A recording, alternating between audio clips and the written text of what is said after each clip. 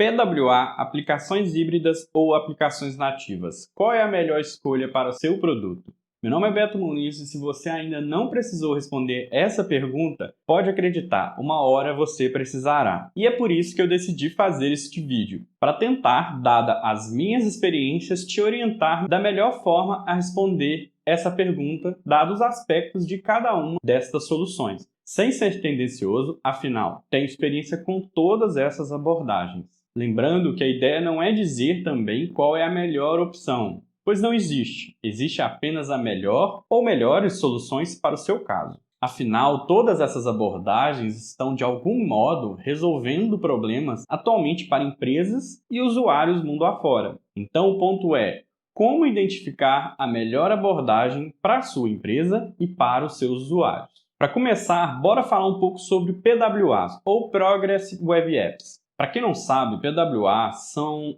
aplicações web que utilizam-se de tecnologias web para entregar experiências de aplicações nativas. Ou seja, não é que PWAs tentam ser aplicações nativas. PWAs apenas tentam remover a barreira que existe entre o mundo online e o mundo offline, mas ainda dentro do contexto da plataforma web, com seus prós e contras. Sendo assim, se sua aplicação pode ser uma aplicação web, ela pode ser uma PWA, que por sua vez poderá explorar tecnologias que, em geral, se assemelham com o contexto nativo, porém usando o browser como ponto de origem para o uso. Legal, mas para quais cenários PWAs são recomendadas atualmente? Como eu disse, mas repetindo, se sua aplicação pode ser uma aplicação web, ela pode ser uma PWA, o que abre o leque para inúmeras possibilidades. Afinal, temos aplicações web que vão desde CRMs, CMS, jogos, 100% rodando na web. Portanto, o que deve ser considerado são as capacidades atuais da web como uma plataforma unificada. Ou seja, é necessário ver a interseção de tecnologias suportadas por cada browser que seus usuários usam e considerá-las dentro das necessidades da sua aplicação. Por exemplo, se sua aplicação web demanda fortemente de um bom sistema de notificações e seus usuários são estritamente usuários de iPhones e iPads, infelizmente sua aplicação hoje não poderá explorar essa capacidade da web através da Web Push Notifications API. Mas isso não quer dizer que não existam outros métodos para resolver isso, como por exemplo o uso de e-mails ou SMS, que inclusive eu diria que é até muito usado nos meios nativos, que possuem já APIs para notificações em pleno suporte. Mas o que eu quero dizer com isso tudo, claro, existem tecnologias web que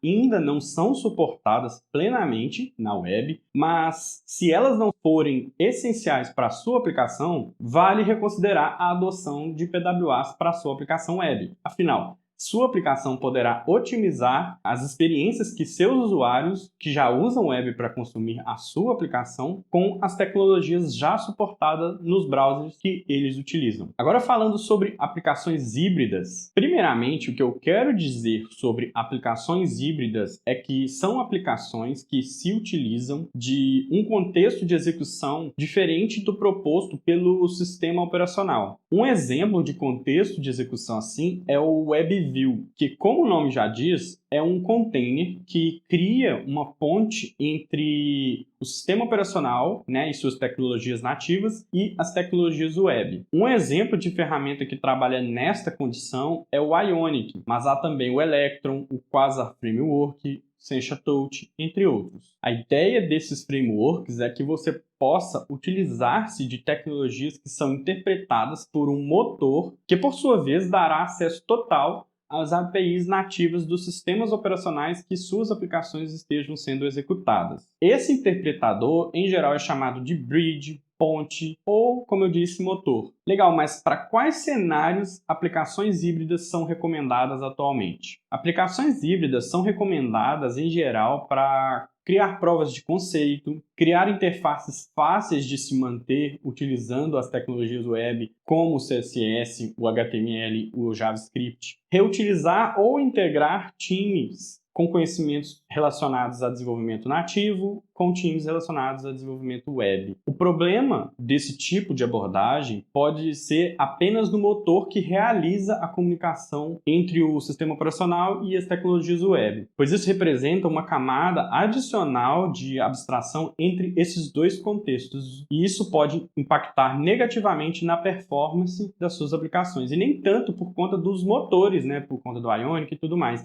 mas porque as web views oferecidas em geral pelos sistemas operacionais são mal otimizadas. Agora falando sobre aplicações nativas. Sobre aplicações nativas, hoje é possível entregar esse tipo de aplicação de duas formas. Uma forma, você escreve um código para cada plataforma, ou seja, se sua aplicação roda em dispositivos móveis dos sistemas iOS e Android, você respectivamente irá criar uma aplicação para cada um desses sistemas operacionais, sem reuso de código. É claro que nesse modo as vantagens, de recursos são plenas, afinal você tem o poder de otimizar a performance, experiência do usuário e tudo o que o sistema operacional proporciona de maneira independente. Mas no fim do dia você terá duas aplicações que no longo prazo podem gerar inconsistências no suporte oferecido aos usuários, complexidade na gestão de dados, pois se o time de Android for mais ágil, por exemplo, do que o time de iOS, a API de dados central usada por ambos precisará oferecer dados para ambas as plataformas de forma diferente,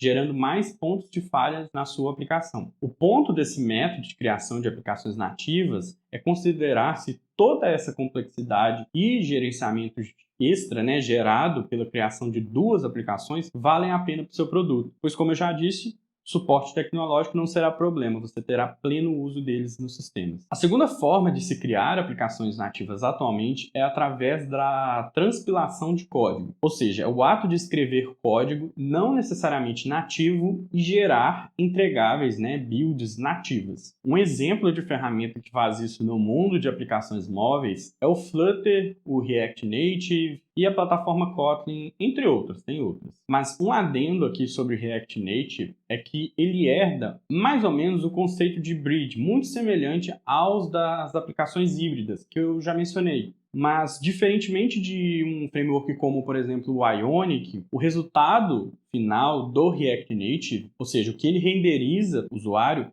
é nativo. Isso traz ganhos significativos de performance quando comparado com estes outros frameworks para aplicações híbridas. Mas agora voltando a falar mais específico sobre o Flutter, Kotlin, tais tecnologias permitem que você escreva código em Dart Language ou Kotlin, respectivamente, e entregue aplicações nativas para Android e iOS. Esse tipo de abordagem traz sem dúvidas o melhor dos mundos, pois você tem a capacidade, caso sua aplicação permita, de ter um time especializado nessas tecnologias, com acesso total aos sistemas operacionais e seus recursos, independente de qual for o sistema da sua aplicação, e assim entregando as coisas com mais produtividade. Afinal, haverá muito código sendo reutilizado nessa abordagem. Legal, mas então, qual é a melhor? Como eu disse, a ideia do vídeo não é dizer qual é a melhor, e sim salientar essas abordagens, para se criar aplicações e, principalmente, salientar todas essas ideias durante a sua análise técnica na hora de criar uma app. Não existe tecnologia bala de prata. Levante os requisitos da sua aplicação e seja imparcial. Vá pelo caminho que resolve os seus problemas, não pelo caminho que resolve os problemas dos outros. Pense bastante nisso. Mas se for para dar aqui conselhos rápidos baseados nessas minhas observações, nessas minhas experiências, eu diria que PWA são ótimas para qualquer tipo de aplicação que potencialmente use a web como canal principal, mas podem não ser a melhor escolha quando a solução demanda de experiências nativas plenas. Aplicações híbridas são ótimas para aplicações do web que demandam de certas experiências nativas plenas, mas podem não ser a melhor escolha quando a aplicação demanda de recursos nativos, a nível de hardware,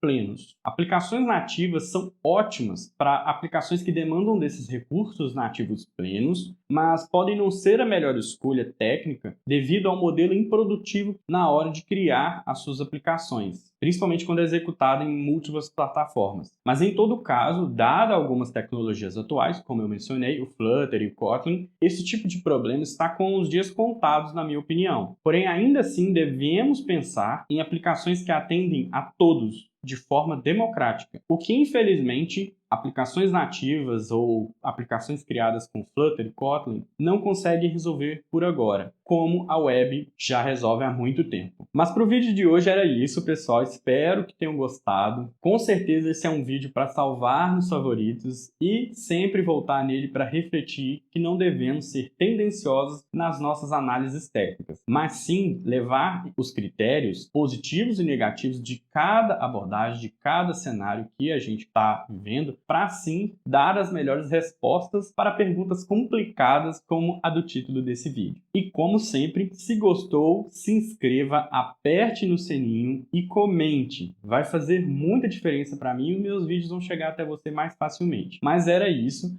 Até o próximo vídeo. Valeu, falou!